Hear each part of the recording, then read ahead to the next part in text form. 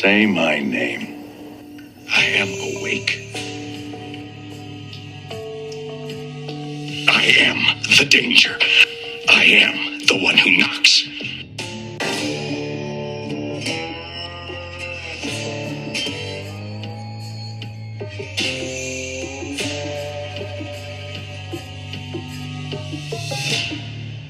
Welcome back to another episode of Breaking into Breaking Bad. This is season 2, episode 7, Negro y Azul, which Caleb, you want to translate for us?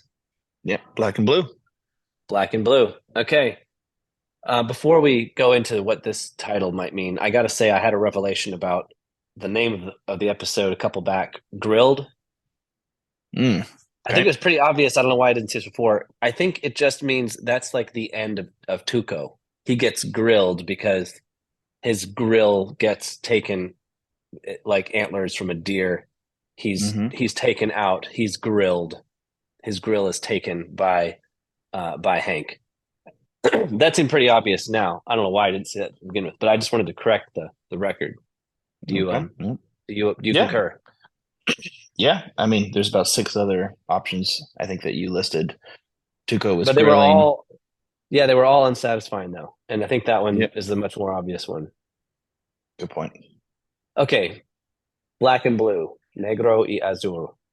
What what is going on here? Why did they name it that?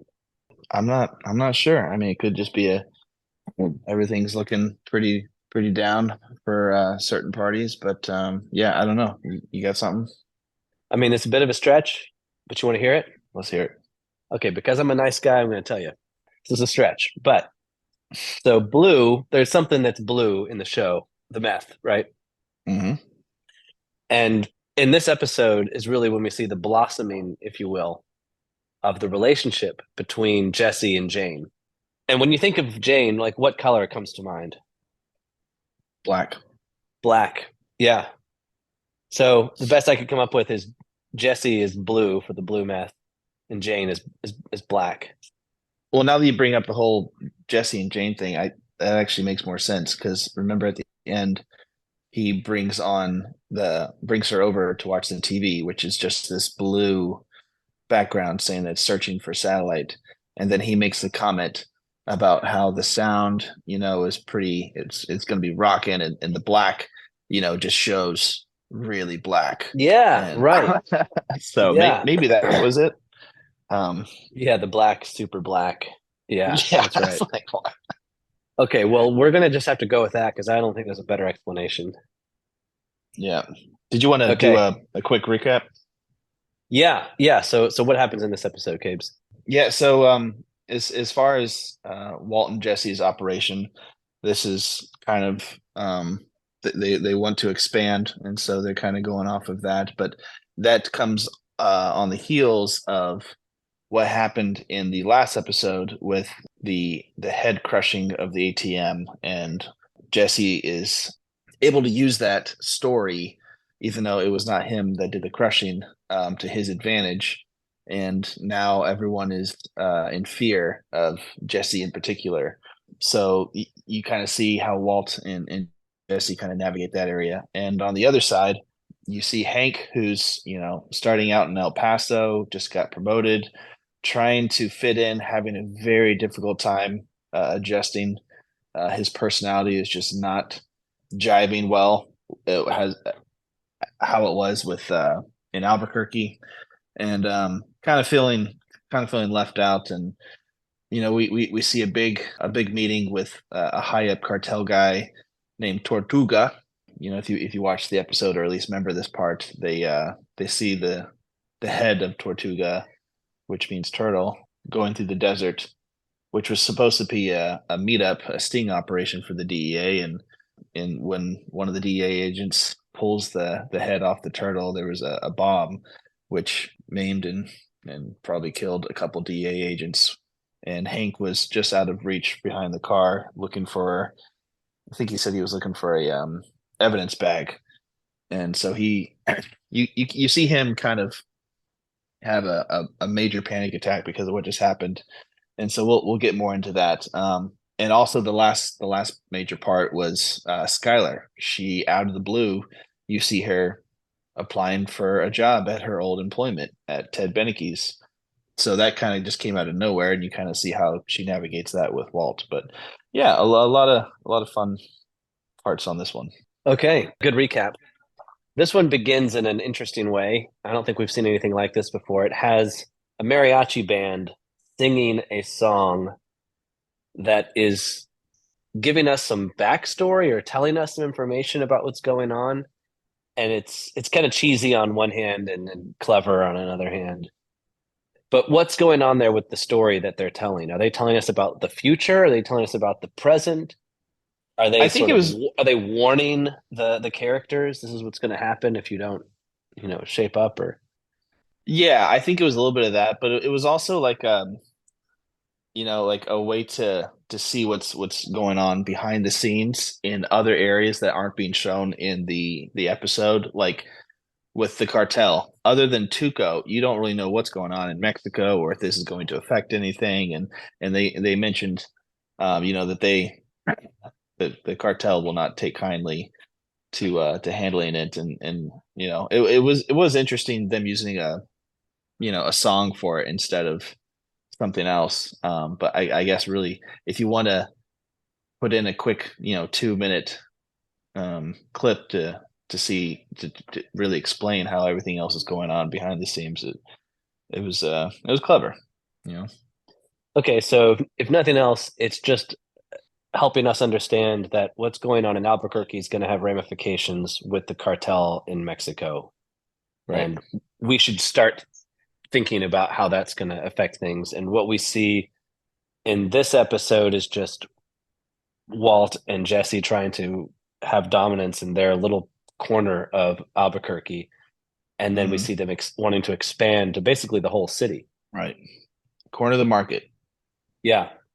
Okay, so we start with it starts with Walt in his class again, and we get a little bit of a chemistry lesson. What's going on with the chemistry lesson here? Bonds in chemistry, a strong Yeah. force of attraction. Is that some kind of foreshadowing for the relationship with Jesse and Jane? What's going on there with bonds and forces of attraction? Yeah, I mean they mentioned, or he mentions how it kind of makes everything that what does he say? It's makes matter, you know? And yeah, it probably did have a little bit to do with that. I know that Vince Gilligan kind of likes using teachings that Walt does to kind of foreshadow things in the future. But I was going to ask you, you being the professor of the family, how do you think Walt handled that conversation with the person that quote unquote really studied for the test? Yeah, and what was his score? It was it a 58. 58? All right, two Okay, points so away that from where it needed to be. so I think the old Walt would have given it to him. I think he would have been like, you know what, 2 points. I don't know. I get the feeling that old Walt would have given it to him, but Walt, in a moment, like it clicks, and he's like, "No, I'm not going to give it to you. You failed." And he says this line, "Don't bullshit a bullshitter." Yep. And I think at that point, Walt's admitting to us, to everybody, to himself, that he himself is a liar, and he knows when this guy's lying, and so he's not going to give it to him. And so I think it's Heisenberg showing up in the classroom and Mm. and flunking this kid because he's really giving him what he deserves, right? He's giving him justice. This is the grade that you've earned. I'm not Hmm. going to give you something you haven't earned. So that's Yeah, no, I like it. okay. So what we move out of the classroom, that's the chemistry lesson we get, and then we find Walt trying to help Jesse get out of the malaise that he's in, and he's just in a bad place. Is he just traumatized? What's going on there? Well, before Walt left the classroom, he calls and leaves a voicemail on Jesse's phone that says like, "Listen, I know I told you to handle it, but just let it go." Like I don't know where that came from. Like it was just kind of Yeah, like, wait, why? Like why right. are you being soft right now? And you can kind of see that when Jesse finally answers the door to Papa Jackson, you know, um, That's right. you you see Walt kind of like, wait, you did do it. And then he kind of, pulls back the pieces and finds out that he didn't really do it because he counts the bullets in the gun. And Right. um but whatever it is, it really traumatized Jesse to a point where I mean, in a weird way, it almost looked like Jesse was more traumatized by that than the experiences him and Walt had with Tuco Yeah. in a weird way. Right. Right. And even more so than having to flush, Crazy Eight Yeah. Emilio down the toilet, right? Like Oh, that like kind of grossed him out, but he's tore up here. And yeah. it shows us that he's a sensitive guy, you know? I mean, I Hmm. think the thing that really grabbed him was that kid. Yep. I mean, I think he was really disturbed by the crushing of the head. He's like, I still hear the sound and I see the blood, right? Right. That was really gross for him. But the whole scene with the kid and everything just really, really shook him up. But I'm with you. I don't understand why Walt had a change of heart. Why Walt was so heartless and ruthless and it Hmm. was pretty clear. Like, look, if you're going to play this game, these are the rules. We're going to have to be, which is interesting, right? To see Walt instruct Jesse on the ways of the streets. But Yeah. Heisenberg has a way of knowing those kinds of things. So yeah, he tells him to let it go, and then he has to go over and he has to pep talk Jesse into getting out of the slump that he's in. And I think this is a new role for Walt. I don't know if we've seen him being the pep talk guy. You got to get back out there, kid, and you got to get back in the game. And you've got to own this story that people are telling about you now, and you got to use it to your advantage. Yeah, he did kind of take the coach perspective. I think there was one other time, and hopefully I'm not screwing this up, but like at one point in the I think it was season one or earlier in season two, he says the comment to Jesse, and I forget what this is referring to, but he goes, "Today is the first day of the rest of your life." And it's like, Right. Right. maybe that was one time that he was trying to be, Coach Yeah. Heisenberg, but Right. yeah, but Jesse definitely bought it, like be a Yeah. blowfish. Be the blowfish. Right. Yeah. So Walt's he's naive in some ways, but he's a pretty smart guy. He sees how utterly incompetent Jesse is, right? Like he sees that. I think it why doesn't Walt just say, okay, I got to find a new guy. I got to find a better guy than Jesse. Right? He doesn't though, right? He's like, I'm just going to make this guy work because he's completely dependent upon Jesse, right? And if Jesse were Hmm. ever to get arrested, why does he think that Jesse wouldn't sell him out? I don't understand that. So that tells me that there's some genuine affection, I think, that's been built and is there between Walt and Jesse. He's not going to just get rid of him, even though it would be in his strict interest if he's calculating pros and cons, whatever, to do that. But he's not going Right. to do it. He still is loyal to Jesse. He's like, we're going to make this work. So then he tells him to get his friends, Badger and the gang, that they're going to have to expand their network and find people that they kind of quote unquote hire to work under them, which is kind of ridiculous because all these guys are sort of clowns. And so you're thinking, oh man, the clowns are going to hire their own clowns. Like this is not going to go well. Right. But Walt is feeling pretty ambitious right now, and I guess feeling lucky. Like, yeah, we can do this, and we can make this work. Yeah, I mean, you're right. He's not really thinking about like, hey, these are my top players here, like including Jesse.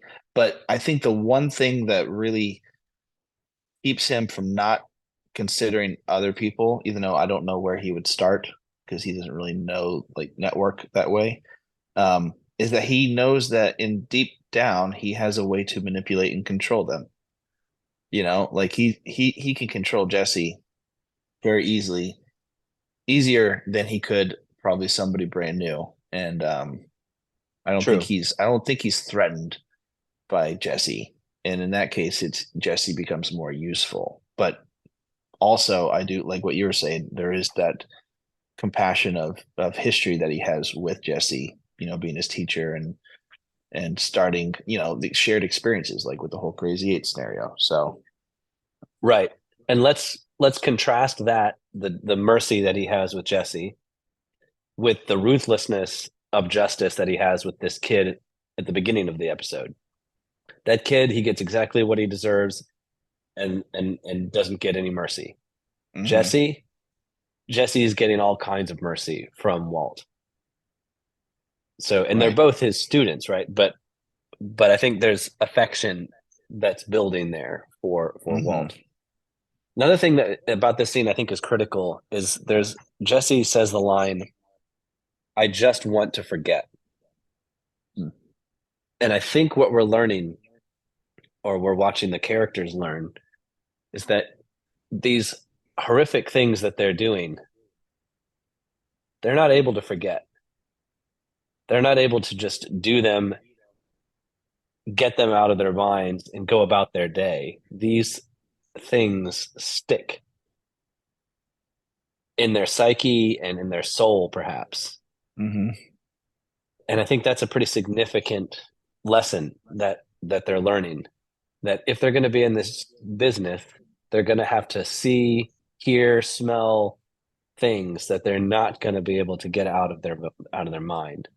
And Right. that means that these things are changing them, I think, in some pretty critical ways, and they're just learning that, experiencing that.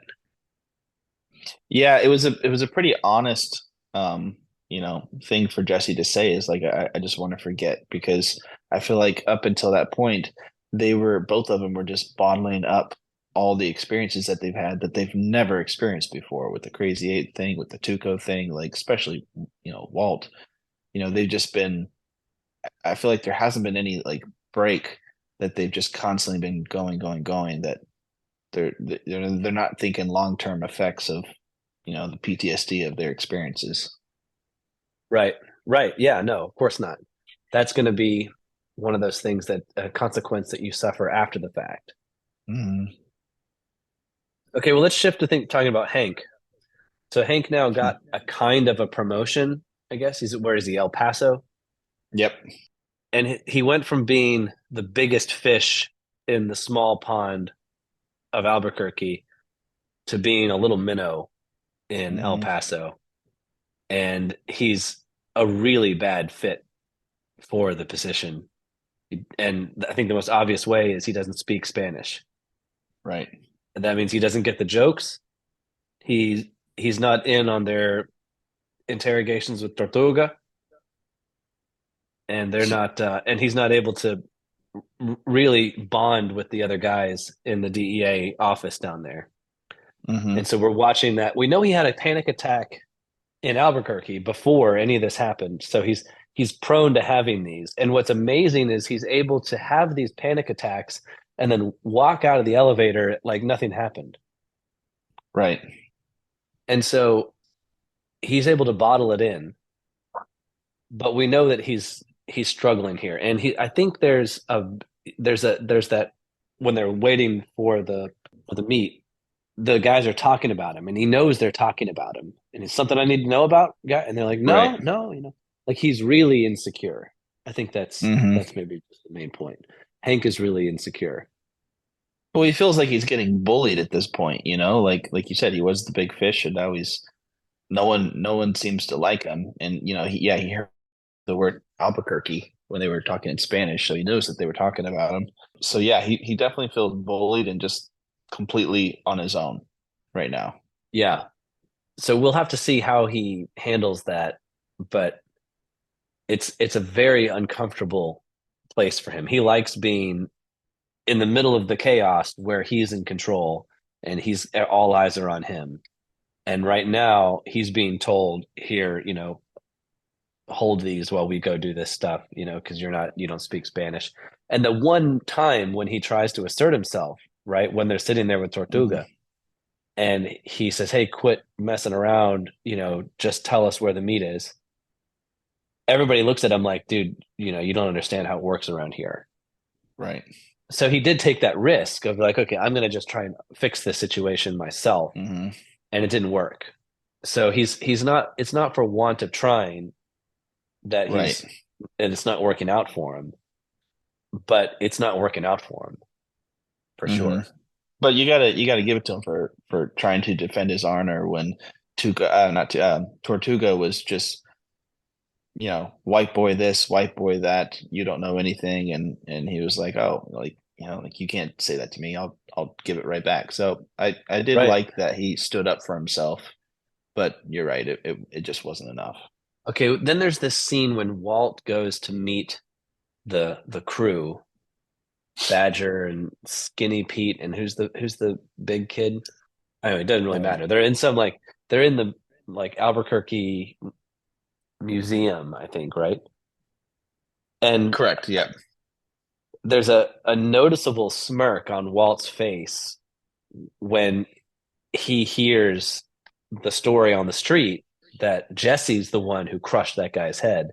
And Hmm. I think it's that at that point really that that Walt understands, okay, here, this is Jesse's potential because he just heard the story from Jesse's perspective before that. But that something about the smirk on his face, I think, showed a kind of glimpse of Heisenberg sort of thinking the wheels are turning. He's saying, okay, I see what Hmm. we can do here. Right. A vision of, we definitely can expand, and like, you didn't hear that from me, it's just Right, right, right, right, very, right. very clever. No, he is right. He's showing a high degree of cleverness, Hmm. despite finally, meeting the team and seeing how unimpressive they are, on the outside at least. Right. Okay, then Skyler getting a job. So she's doing this because Elliot is supposedly pulling the funding, and so now they need to pay for the rest of the treatment. Is that right? Yeah, it doesn't show any discussion, and she was keeping it hush hush. And I couldn't tell, to be honest, if this was like, hey, because she was trying to get a, like a data entry position, really not enough to really make a big difference in what Right. they would have to pay for. To me, it was almost like, is she doing this just so she could have some? She's bored. She's doesn't enjoy anything that's going on. I mean, it was big evidence to me that their marriage is definitely damaged right now, Hmm. because what husband or wife applies to a job and literally tells him on, through their son, day of, so it's like there's just some obvious mishaps going on. But yeah, I mean, it could be because of the money. You hear in the conversations she had with Marie, what she says, like, oh, is Mr. Grabby Hand still there? And it's like, okay, Right. well, Grab it. she's referring to Ted. And later on, Walt has says, like, wait, you left that because of the welding fumes. And you see Aha. her just come up with a, well, they went green. It's like, okay, was there an affair here? Like, is that why she left? She just had to shut the door, or what? So, like, her going back, it might be a thing of, I want to be seen, I want to be heard, I want to be useful. Yeah, all that seems plausible. She's probably bored. She probably feels a little scared. She probably feels too dependent on Walt. And so she's trying to gain a degree of independence and Hmm. excitement. I think you're right about all those things. Yeah, the grabby hands thing. I wasn't sure if that was talking about Ted's father or Ted, but I think it comes out that it's pretty clear it was Ted. So they were at some party when Right. she was working for him, and he got a little drunk and touched her in some way, or maybe it was a recurring thing. But it seemed when I read it, I thought that was why she left. She wasn't comfortable there with him, and then Hmm. but she told Walt it was because of the fumes. As far as her going for the data entry thing, I can't tell if she was sincere about that or if she was just using that as a reason to try and get closer, to get in proximity with Ted, so that then she Right. maybe would be able to get her old job back. I Yeah. mean, she doesn't suggest it, he does. So maybe it wasn't even what she was thinking to begin with, but she's Right. certainly going to extra lengths to dress up and look pretty and all of that to try and get his attention, which she knows she can get. Right. Fill the gaps that she's not getting from Walt. Right. Might be a bit of a Yeah. stretch, but that Yeah. could be. Yeah. Well, we'll have to see there. There's definitely an awkward tension hanging in the Mm-hmm. air when they're in Ted's office, and it's not really clear why, but there's obviously history there that I guess is going to become more clear as we go on. Right. Okay, then let's see what was next. Oh, yeah. So when Walt sees, okay, we can use this story about Jesse being this real impressive, killer to expand our territory. I thought that was actually pretty strategic thinking on Walt's part. He knows that prestige is really that's the currency on the street, right? It's your Mm-hmm. street cred, it's your credibility, it's what do other people think about you, and what do they fear you, right? So he knows we Right. can move into other territories. Mm-hmm. And so when he sells this idea to Jesse, and then Jesse has to tell it to the other guys, he's like, okay, I'm going to be a king. We're all going to be kings. He's like, well, actually, I'm going to be the king, and you guys are going to be like my dukes or something. I got to say, I loved it when Badger said, "I want to be a knight." Yeah. I think that's my favorite part. So it on the face of it, it looks a little ridiculous. Like these guys are going to be like kingpins. I don't see that. So we'll have to see what happens. But right now, it looks like a great idea in theory, but I'm skeptical about whether it's going to work. What does Skinny Pete say? Like, yo, that's church. That's church. That's right. Right. Oh, Combo. Uh, Gosh, that's the name of the third guy. Combo. Combo. Okay. Mm-hmm. Okay. Anything to say about Jesse and Jane? Is that kind Yeah, of that was that's the way that? he came clean about his name and Walt not being his father. And No, why did like he do that? Did he do that as a way to try and get closer with her by showing I think some a little degree bit of of both, but I credibility think or he something? also did not want to he didn't want to leave and she's the boss, and so he didn't want to go through all that. But he wasn't really left with the choice, like the guy on the motorcycle, like, hey, you're Pinkman, man. Right on. It's He could have he didn't easily have said, "Yeah, that's my street name." I just go by that. true. I guess he could have done that. But I think he knows that Jane is a lot smarter Too than he smart. was he call her? Oh, you're a drawer, huh? A Yeah, drawer, yeah. I used to be one of those. You were a drawer too, Yeah. but for some reason she's obviously I mean, what'd she do? She reaches out and grabs his hand. So Yeah, there's some kind of she makes the connection move there. first. Yeah, she makes the first move. Yeah. Yeah, I So don't yeah, I don't I see thought that the was interesting. appeal. I guess when that motorcyclist guy drove past and said, "Hey, man, everybody's talking about you." Maybe that was impressive to her. Like, wow, this is a Yeah, really could have powerful been. guy. Everybody's talking about him. He must be a big deal. Yeah. But surely she was unimpressed when he's like, "You want to see my flat screen?" And then Yeah. I thought that's kind of lame, but whatever, it worked for him. Okay, well, Yeah, I liked it. the most amazing scene I think here is the desert scene with Hank when they're down watching the turtle. That was a pretty scary explosion thing. You see Hank, who's normally the guy who's always knows what to do, Hmm. right? When he sees that happen, he's kind of panicking himself, right? He grabs his belt and does a tourniquet on that one guy's leg, but the look in his eyes just looks really terrified, Yeah. and for the first time he doesn't know what to do. Right.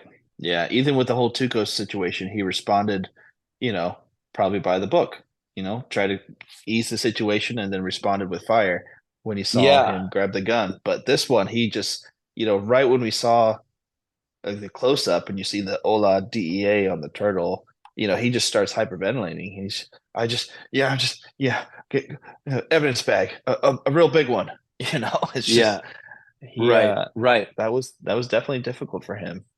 Yeah, no, that's a great point that he's a by the books guy generally, but I Hmm. think what we're finding is that it's insufficient. You can't just do it by the book and expect that everything's going to be fine. we're learning about the cartel and that they're an extremely ruthless people, as the mariachi band at the beginning of the show or the episode, rather, told us, Yeah. warned us about. Yeah, and I think that's going to come back up, right? How ruthless they are. But even for somebody who's from New Mexico, right? Even Hank, who's seen a lot, he's never seen anything like this. Right. The El Paso DEA, day to day was definitely too much for him. And, like in Albuquerque, he's probably just dealing with little, Jesse type of situations here and there, but not to this kind of organized crime. Right. So Okay, well, that's all I got for this episode. You got anything else? no, I think we're good. Just as always, we always want to say thanks to all of our listeners. I think that, so this is our 7th episode in the 2nd season. I Yep. think, just looking at some of the analytics, I think we hit over 1,300 plays, which is really awesome. We didn't think it was going to get that, kind of coverage. So really appreciate everyone listening. And as always, like, share, subscribe if you haven't already. We're on Apple, we're on YouTube, and also on Patreon. Yeah, join our So Patreon. That's right. yeah, appreciate Got some everyone extra listening. extra material coming out there, and I'm looking forward to we're basically halfway through this next season, right? Because it's a longer Right. one. Okay, well, we'll sign off and see y'all next time.